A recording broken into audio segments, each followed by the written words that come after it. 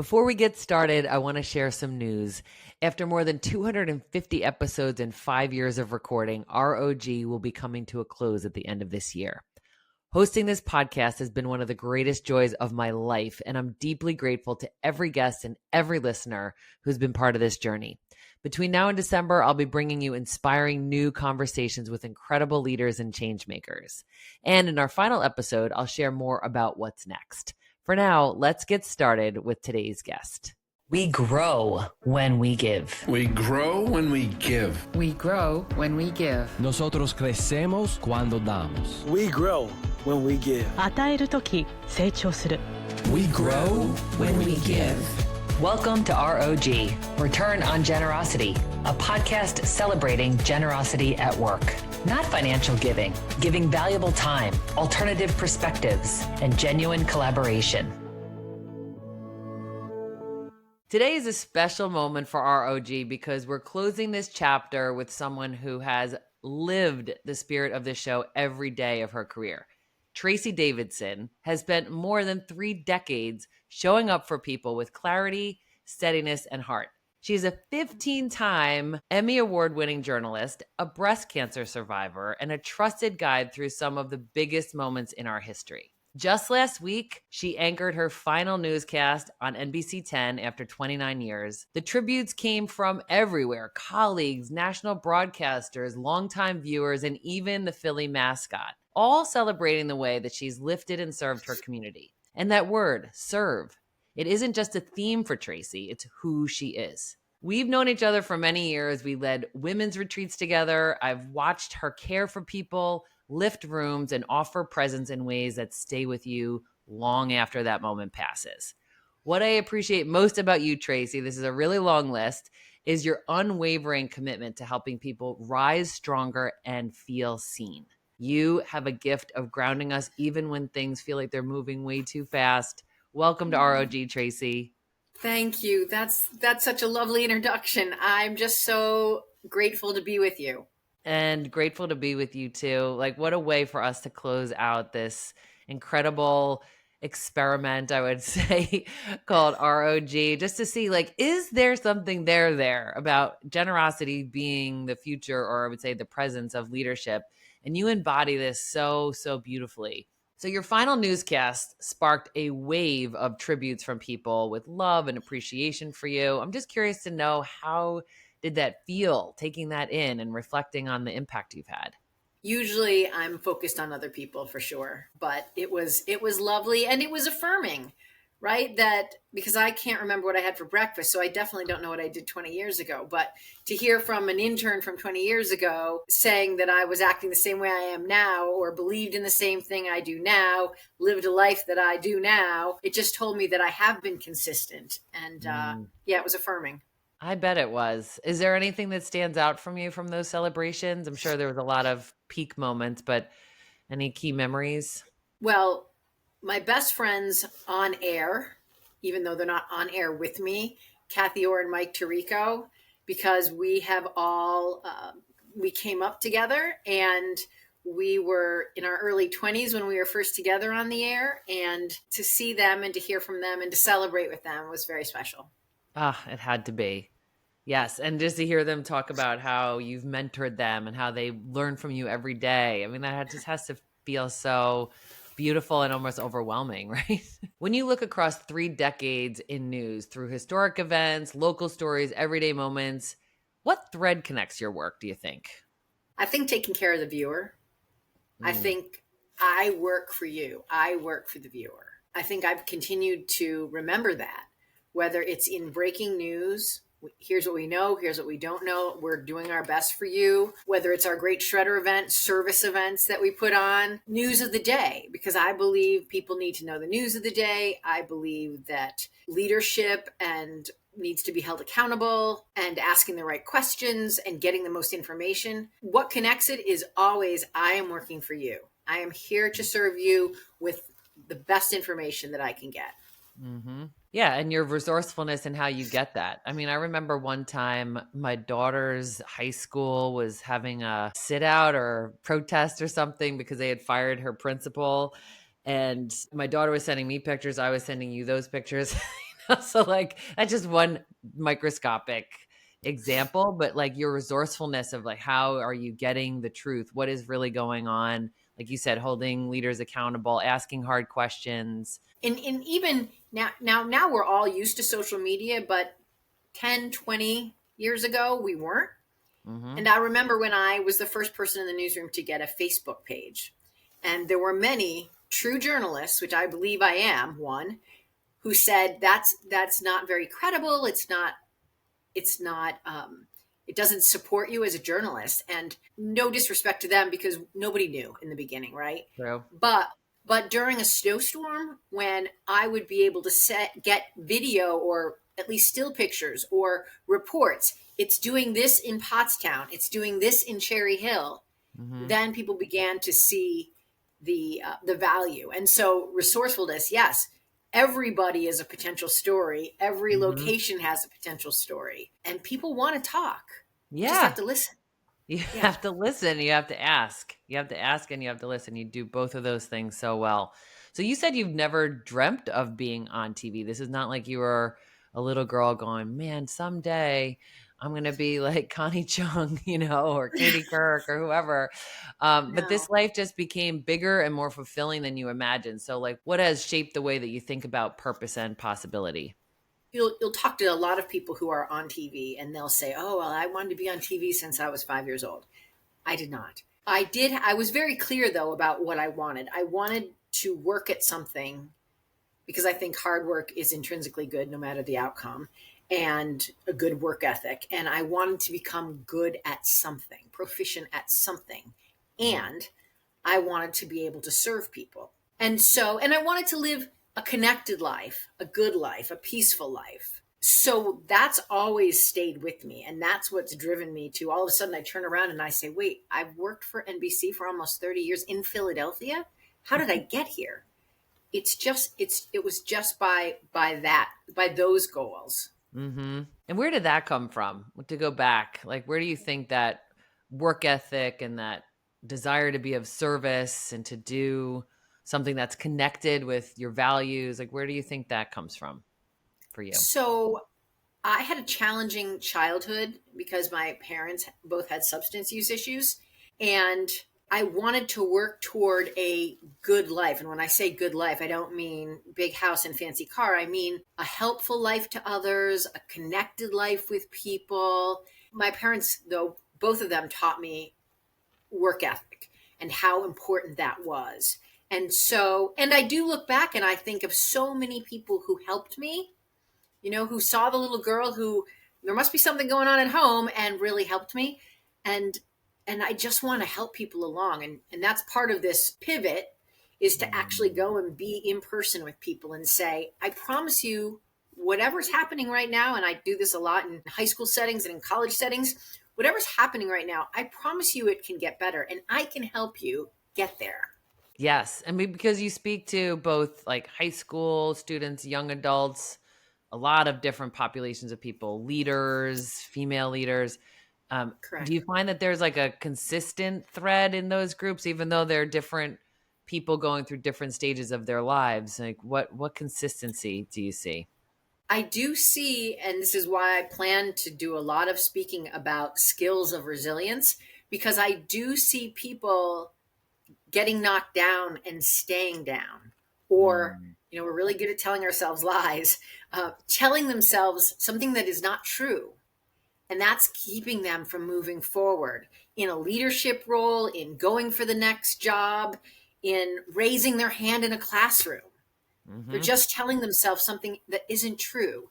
And that's why I want to talk about skills of resilience, because I think people I here's how I see it right now. Whether you're in high school, whether you're in college, whether you're a female or male leader, even though I talk to a lot of women in business and women entrepreneurs, it's like a rubber band. And these days, I think most of us get out of bed and the rubber band is already pulled a little bit.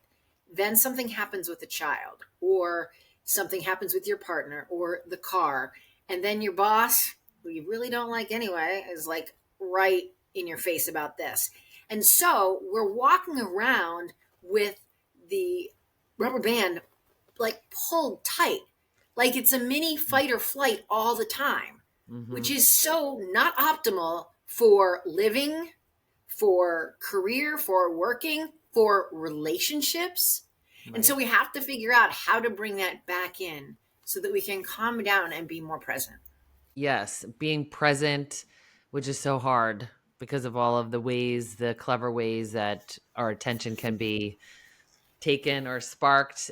Presence Yes. is something that you've always been great about. And I mean, your TED talk, right? And you talk about being Yes. present and in the moment. So, how do Yeah. you see presence itself as an act of generosity? Because if you look at the minutes and days of your life as your life, right? We don't often see it like that, but the time that you and I are spending right now, this is actually a fraction of our life.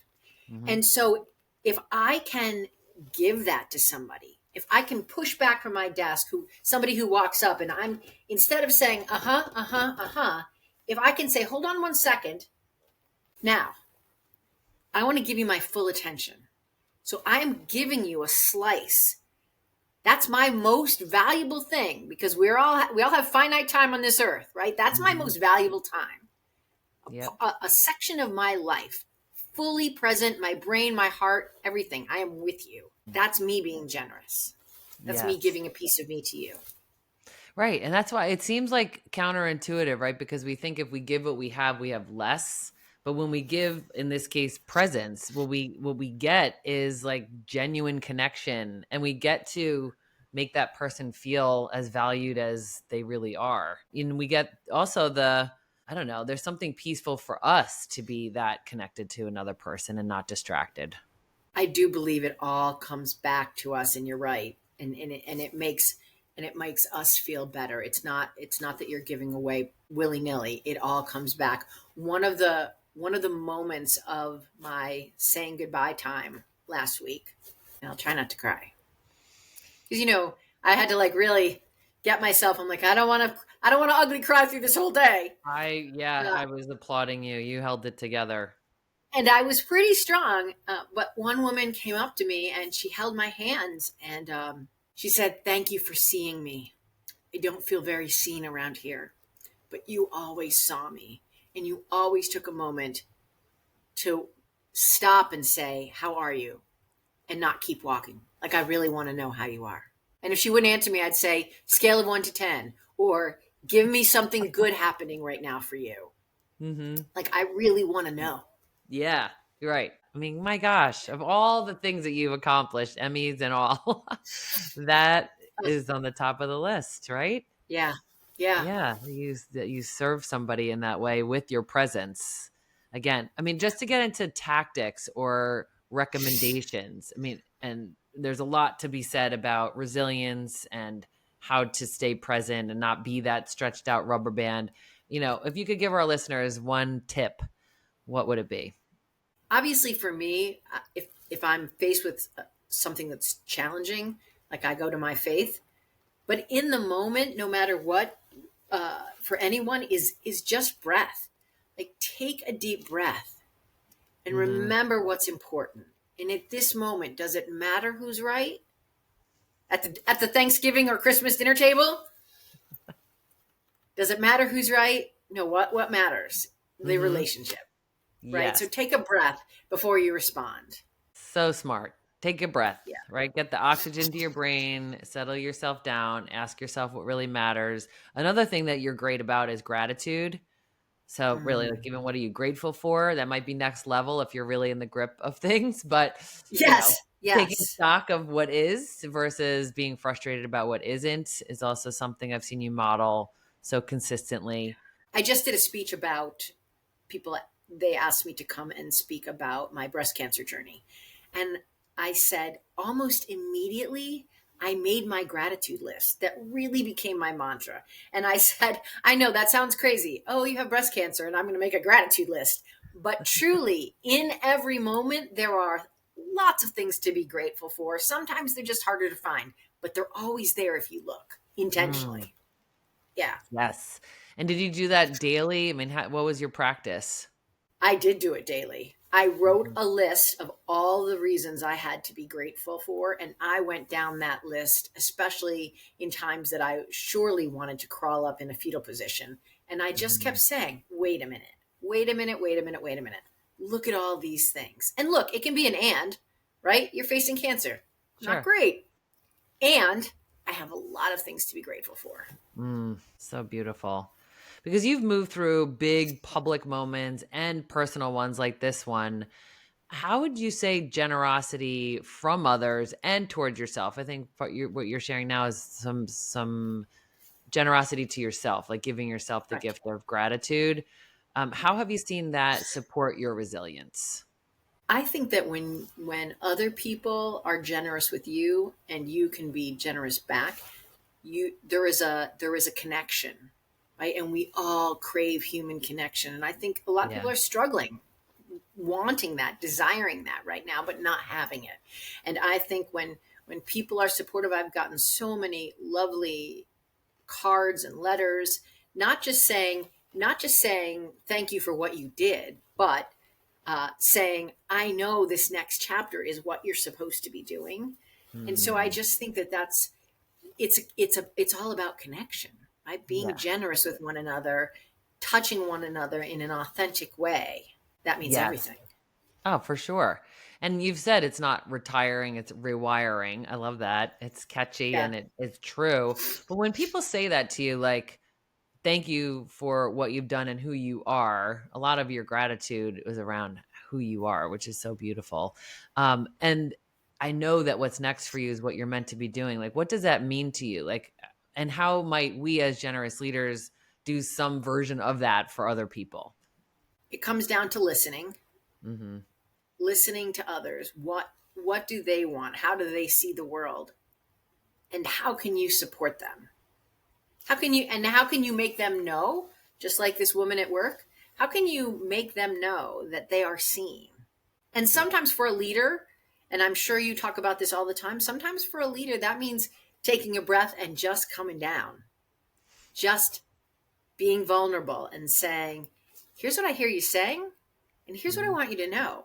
I believe that you can do this. Like, I think you're on the right road.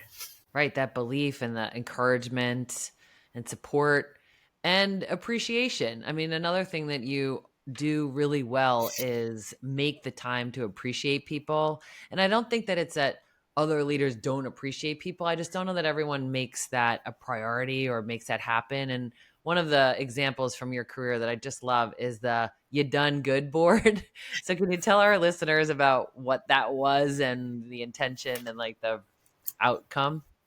So you have to go back a ways, right? No email, no social Teams media. messaging, right? I, No I don't Slack. even know I don't think we had Blackberries. Okay, this is a long time ago. This is at a television station in a far, far away place, a long, long time ago. And because we're 24/7, right? Everybody doesn't work the same shift. Yeah. And you would watch a piece that a photographer or a reporter would do, and you'd think, wow, that was really good. Now, I guess you could have gone and written a little note on their desk and said, hey, that piece was really good. Yeah. But what I said, and they probably thought I was crazy. Many of my ideas are first met with, I think you're crazy. But I said, what if we put up a blackboard in the entranceway to where all of us come in and out, and the photographers come in and out, the reporters come in and out, and just leave chalk there for people to write a note to one another. And it completely took off. People really appreciated it when they saw, hey, Joe, that was a great piece. I loved how you shot that. And other people would be, I think that they were motivated by it as well. And they were lifted up. That's incredible. And, like, it was a way for you to capture that. And then that's the beautiful thing about gratitude and generosity. It's like, it just flows, because then you read someone else's gratitude that makes you feel so good. Then you go express your gratitude, right? It's really like the positive ripple effect that would be possible when we stop and acknowledge people. It's an upward spiral. Yes. It continues to lift. Yes. Well done. And how long did that last? I don't remember. Probably You a know, year, 2 years. I don't know. Then probably we came into the age of Blackberries. I'm not sure, but for a while it was really fun. For a while it was really fun, and you always have to look for new ways yeah, because if yeah. once you start doing things, then people get used to it. And Hmm. so, as a leader, I think you always have to be creative and say, okay, well, what's the next iteration of saying, hey, thanks for doing your job really well. Yes. So you sign your emails with "here to serve," and you've done that for years. You still do. Where does that promise come from, and how is that shaping your next chapter? Probably from my faith, because that's what I believe I'm here to do. I'm here to help others. I think we're all here to help one another. My colleague, Jen Kronberger, who I do Lifting Your Voice with, the Women's Day that I do with her, she says, we're not meant to do this alone. And I Mm. believe that wholeheartedly. And so I believe that I'm here to serve other people however I can.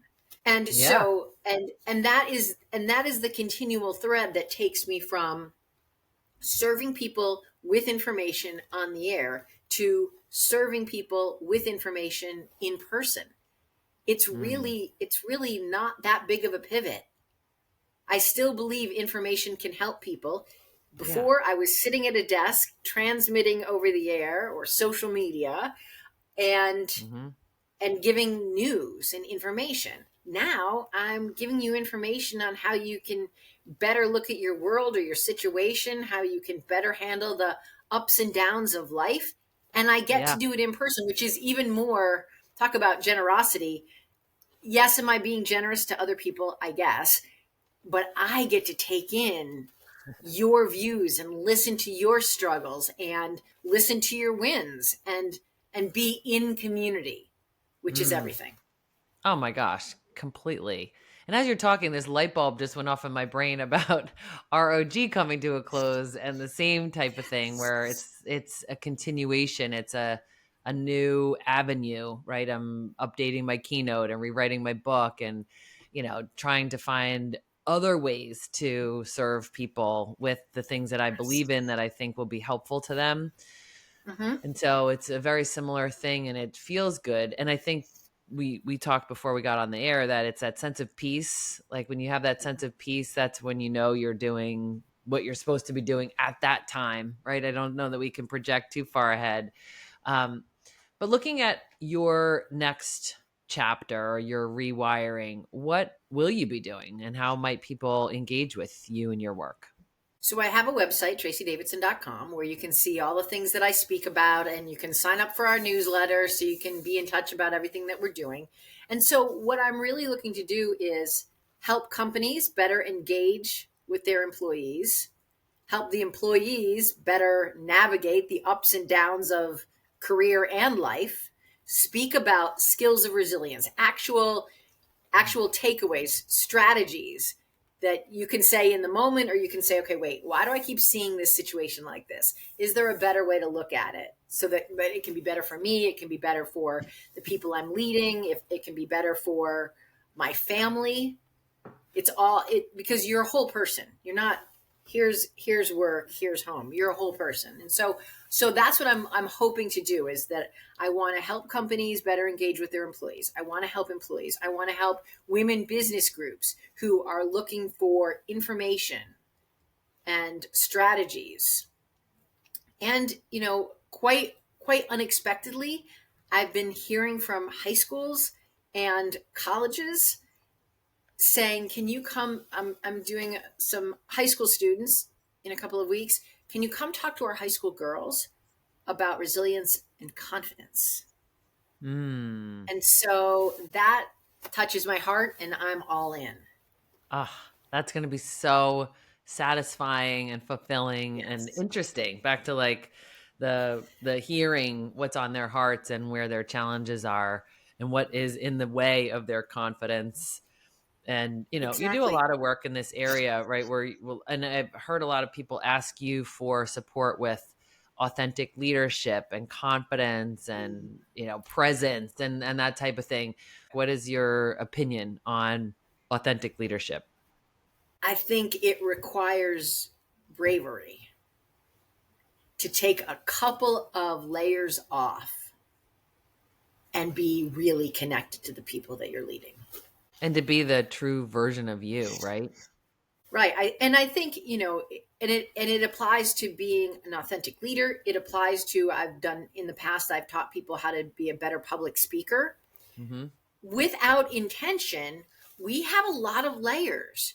Most of them are protective layers that we put up, whether we're up on a stage or whether we're leading a group. Well, we don't want them to think this, so we're going to put this layer on, and we want them to think this about me, so we're going to put this layer on.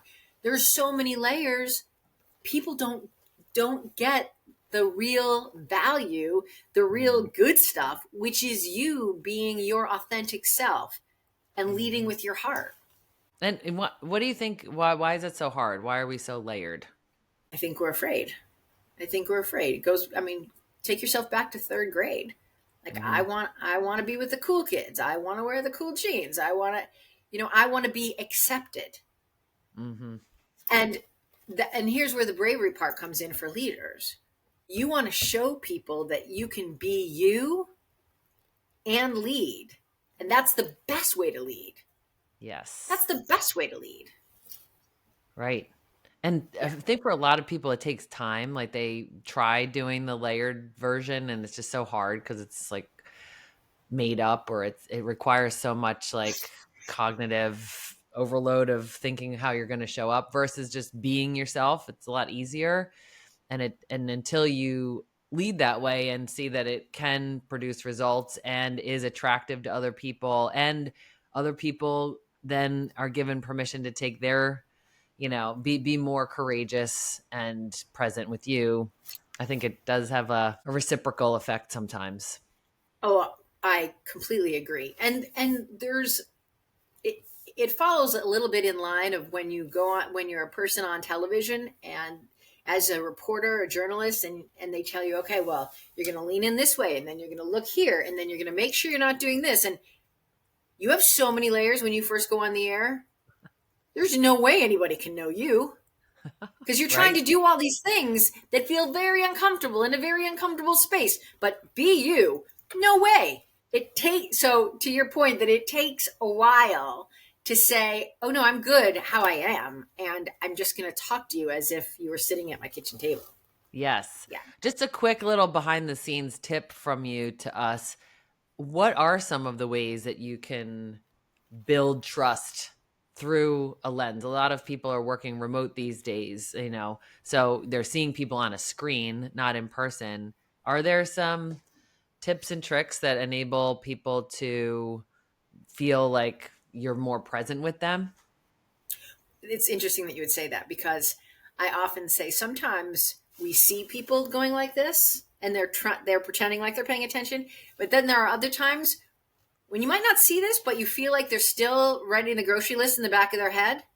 You really need to lean in and be fully present, which sometimes I think might be harder on the screen.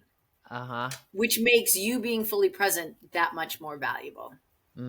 Yes, because that's something that you've done so well. And granted, you have been given coaches and training and whatever, but it's also you, being courageous and being present with us. Like when people say like, you made me feel at home, especially the people who live alone. Like, you keep me company. Like, I look forward to hearing your voice and seeing your face. You have so many friends that you don't even know that you have, right? Or that you've never personally met. Right. Yeah. What does that feel like for you, Tracy? It's part of community. I love when someone will reach out to me on Facebook about something and she'll say, well, if you're ever here, give me a call. We'll have coffee together, which I totally would do. Yeah, of course. Oh my gosh, that's beautiful. So when you think about small acts of kindness, and again, something that you are a fan of and that you model so well, when you think of small acts of kindness that have shaped you, what comes to mind? There are a few women in my life who will consistently send me little sayings, or they'll write me a card. And those always stay with me and encourage me to keep going. That's beautiful. Yeah, again, it's those small things that really make the biggest difference. So, as the final guest of R.O.G., which is making me sad for now, Oh, right? It's the final guest for now. We'll for leave the door now. open. Yes. Right. What message do you want our listeners to carry forward while they live generous lives? Every act of generosity, especially giving your time, is meaningful. Even if you don't feel that it's meaningful in the moment, you have no idea of the ripples that you can create. Yes. Oh my gosh, I love that. Everyone take that in. Every act, all the little and the big ones, all make a difference. So, are you ready for some rapid fire questions, Tracy? Oh gosh. Okay. You are good on Now your I'm feet. nervous. Now I'm nervous. Trust yourself. You know you got Okay. this. Okay. Right off the dome, as my son would say. A word that captures your final week at NBC 10. Gratitude. A practice you rely on to stay centered when life gets intense. My faith. A moment in your career that reshaped your understanding of courage. This can be more than one word. Thank Please, you. Uh, please. uh, when I was sent to Rome to cover the election of Pope Francis, and I was scared to death, and I felt a huge weight because I know there are so many Catholics in our area, and beyond that, right? I think a pope is a leader beyond the Catholic Church, and I so wanted to do a good job for our viewers, and so I studied hard, and I was scared, and it was all new, and I was standing in St. Peter's Square with all kinds of languages being spoken around me, and I just wanted to be brave so that I could do the best I could for the viewers. Yeah. Oh my gosh, what a moment in your career. Yeah. Ah, yes. And for our listeners who have scary moments like that, they may not get a moment like that, but what enabled you to be so courageous? I think, and this flows into the idea of confidence, is that you have to believe that trying is the win. Mm. I talked to middle school girls the other day about raising their hands. I'm like, the answer right or wrong doesn't matter. The win is raising your hand. The Ah, win is raising your hand. So I think it's just you have to try. You have to try. yeah. That's the growth. That's the growth. Hmm. It doesn't matter if you get the gig or you succeed, and Hmm. the win is trying. Yeah. Ah, Yeah. man, that's beautiful. An underrated leadership quality that you wish more people valued. I don't know if it's underrated, but I believe that listening has to be first, and it has to be most important. And we can say, oh, people talk about it, so it might not be considered underrated. Oh no, people talk about listening. Hmm. They talk about listening, but do they listen? We talk about presence too, right? Right. Which are sisters, right? I think, in order to be a good listener, you have to be present, like you explained earlier. So that's Mm-hmm. a beautiful Mm-hmm. thing. A small Mm-hmm. act of generosity that has stayed with you. I was on my way to host the memorial service for Joanne Epps at Temple University, and here's again. I was scared, I was nervous. Do I do this all the time? Yes, but this is a big deal, and I wanted to do it well for all Hmm. the people who were remembering her. And I was on the train, and I was studying what I was having to read, and a SEPTA employee came up and he said, do you have a presentation? I said, yes. And he said, you're going to do great. And I'm not sure he knew that I was on TV. I'm not sure. But I talk about somebody who said something authentic, and what an act of generosity to just notice that somebody was, head in her notebook. And he said, you're going to do great. Ah, it's amazing. I love that example. If you could co-anchor with anyone for one day, dead or alive, who would you pick and why? Oh, That's a hard one, in Tracy. that's a hard one. I know. In TV, and being absolutely real, it would be with my friends Kathy Orr and Mike Tirico. We would like rewind the clock 30 years because, that would be great. But I think probably, dead or alive, Mother Teresa. Ah, And I'll tell you what, it wouldn't be much co-anchoring. It would be me going, just say more. Moving the mics. Please keep talking. Yes. A behind the scenes mishap that tested your poker face on air, if you can think of one. I've never seen it, but I'm sure. They happen all the time. Okay. They happen all the time. People walking behind the cameras, dropping something. That's a daily occurrence. Okay. It's a daily occurrence. I think, the perfectionism thing I try to stay far, far away from. Good. If you weren't a journalist, the unexpected job that you would try just for fun would be what? I would like to be a bed and breakfast owner to take care of people. My friend does that now. Yeah, I'll put you in touch with her. She loves it. She's thriving. Yeah. I realize it's not glamorous, but I would love to work hard and make people feel really special. Mm-hmm. Yes. You do it in other ways, but that would be an interesting way to try. So what's a go-to snack for you before a big broadcast or a speech? Oh, it would either be a protein bar or a Fig Newton. Oh, talk about underrated. It depends. Yeah, it depends on how good I'm being at that on that day, or if I'm thinking like I just need a little boom. Yes. All right. And our last question is one word for what's next. Challenge. Oh, you got and I'm this. embracing it, so I'm ready. Yes, and we're all behind you. And I just want to thank you for being a light. I lit this candle in your honor today. It says, "Thank God for girlfriends," because you are a light and you are my friend and you're somebody who I just love and admire so much. Thank you for helping me close out this very important chapter of my life. I'm deeply grateful for you.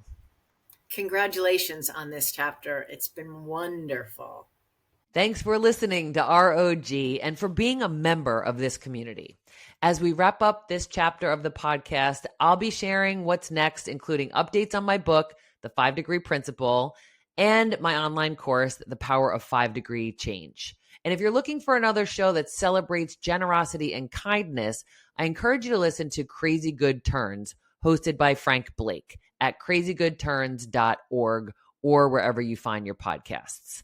Until we meet again, stay generous, everyone.